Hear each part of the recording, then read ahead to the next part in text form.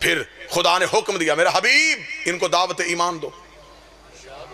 اب مولوی سر پہ قرآن رکھ کے بتائے اسلام کی پہلی دعوت کس کے گھر ہوئی؟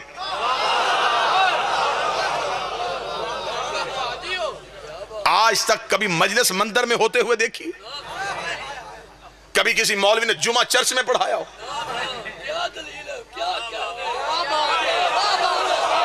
بادشاہ حسین عزت عطا فرمائے. اسلام کی پہلی دعوت کس کے گھر ہوئی؟ ابو طالب کے گھر. لنگر پکانے والا کون تھا؟ علی کا باپ. 3 دن مسلسل دسترخوان بچھانے والا کون تھا؟ عرب کے بڑے بڑے سردار کس کے گھر سے آ کے کھاتے رہے؟ اسلام کی پہلی دعوت ابو طالب. لنگر پکانے والا بابا جی علی کا باپ. انتظام کرنے والا. چھوٹا موٹا دسترخوان بچھایا تھا.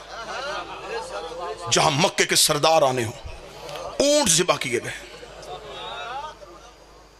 سارے بات سننے کے لالچ میں نہیں آئے تھے.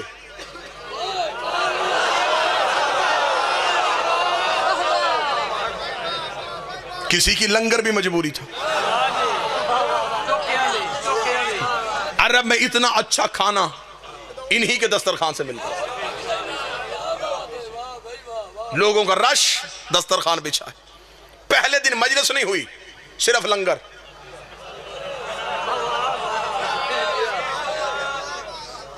لوگوں نے کھانا کھایا. ہاں عمران کیوں بلایا تھا؟ فرمایا کل پھر آ کے کھا لینا.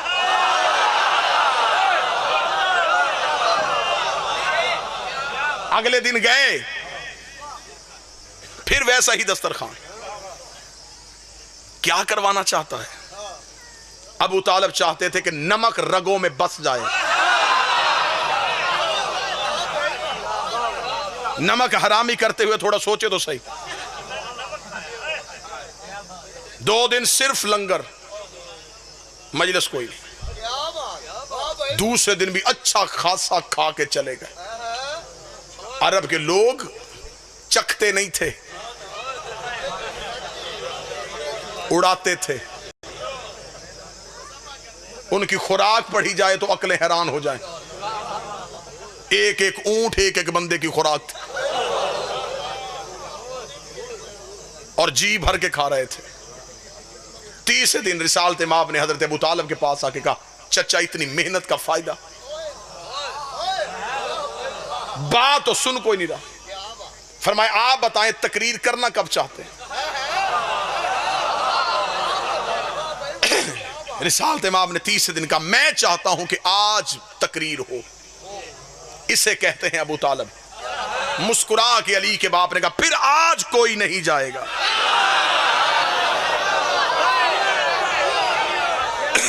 پھر آج ان میں سے کوئی نہیں اٹھے. دسترخوان کا اہتمام ہو. تیسرے دن پھر عرب کے کفار سردار آئے. کھانا کھایا. رسول کونے سے تقریر کے لیے اٹھنے لگے. 2 سرداروں نے اٹھتا ہوا رسول دیکھ لیا.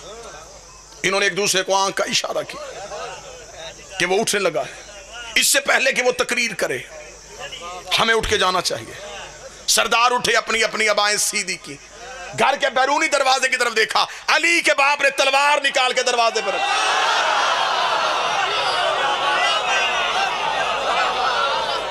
میں مکہ کا ماحول پڑھ رہا ہوں. تلوار نکالی.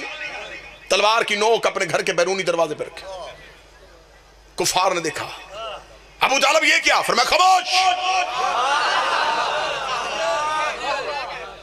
بیٹھ جاؤ. ایک ہاتھ ایک سردار کے نکال دے, دوسرا ہاتھ دوسرے. اس کو چپ. پوری محفل میں سناٹا طاری ہو گیا. دلوں کی دھڑکنیں نے کانوں میں سنائی دینی شروع ہو گئی. مکے کے سردار چپ ہو گئے. علی کا باپ جلال میں تھا.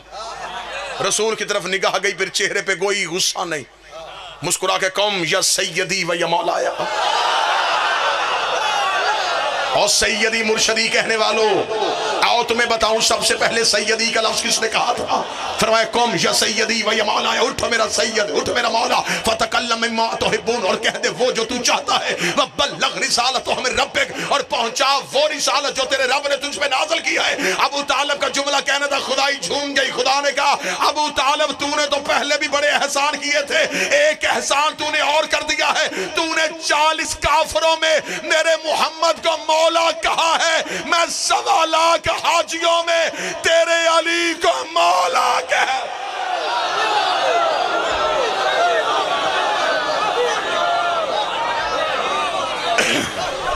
تو نے آج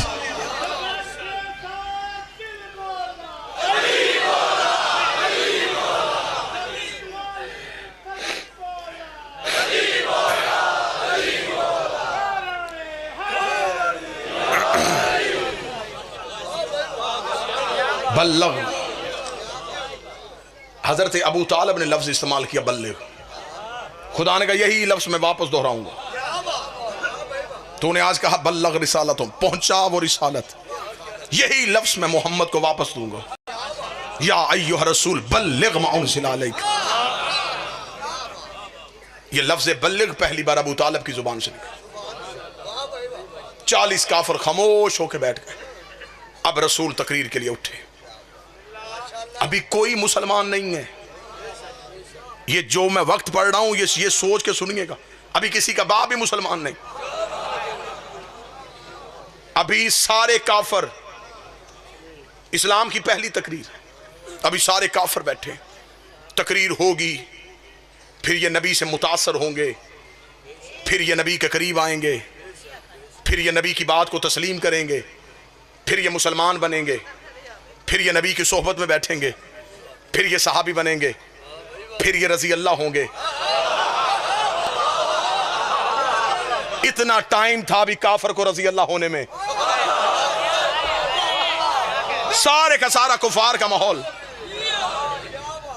رسول تقریر کرے ایھا الناس قولوا لا الہ الا اللہ.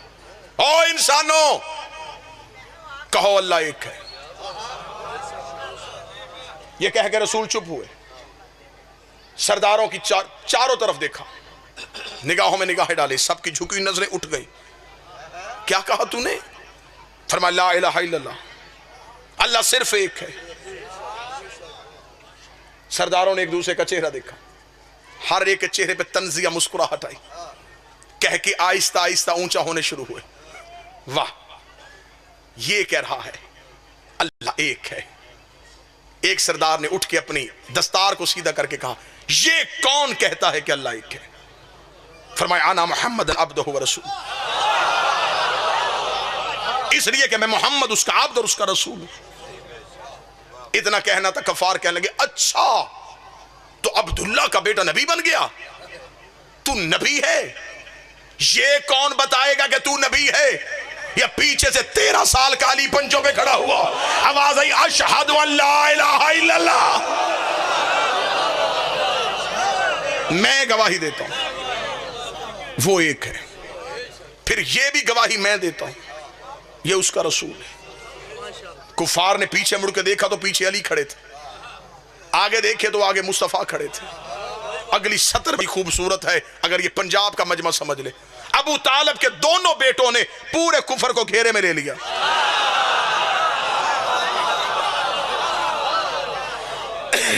آگے دیکھے تو محمد رسول اللہ، پیچھے دیکھے تو علی ولی اللہ، دروازے پہ دیکھے تو عمران تلوار لے کے کھڑے. رسول نے کہا میں کہتا ہوں جو آج میری بات کو تسلیم کرے گا، میری ساتھ میری گواہی دے گا، میری مدد کا وعدہ کرے گا، وہ میرا جانشین بھی ہوگا. وَوَصِي وَخَلِيفَاتِ مِن بَعْدِي، میرا وصی بھی ہوگا، میرا خلیفہ بھی ہوگا. سب چپ. 3 دفعہ علی اٹھے.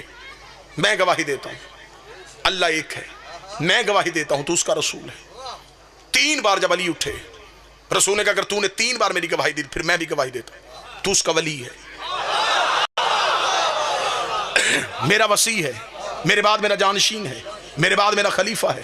90 کروڑ مسلمان پوری دنیا میں کلمہ پڑھتے لا الہ الا اللہ محمد رسول اللہ. یہ کلمہ پڑھنا علی کی سنت ہے، اور علی ولی اللہ پڑھنا نبی کی سنت.